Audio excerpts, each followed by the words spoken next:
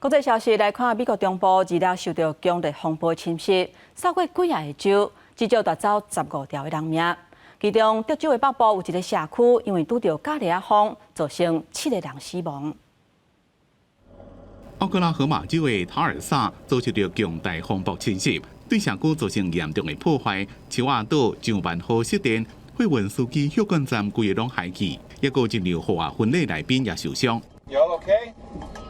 这场风暴自25拜六暗到26礼拜早起，扫过德州、奥克拉荷马州，也有阿肯色州，造成真侪人死亡。风暴来进前，气象专家甲政府当局拢发警报，叫大家爱找所在避。若是拄伫咧有即风暴会行的路线顶头，爱随避起来。而且伫咧奥克拉荷马州往德州交界的所在，25暗也个发生冷光风。奥克拉荷马州的克莱尔莫，真侪厝的厝顶拢被宪兵伫咧涂骹。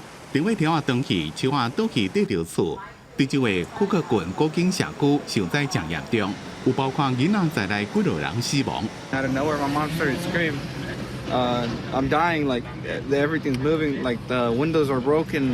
气象预报讲，27、8日，规个风暴系统会向东平线，阿拉巴马州到纽约市大范围的地区爱特别注意。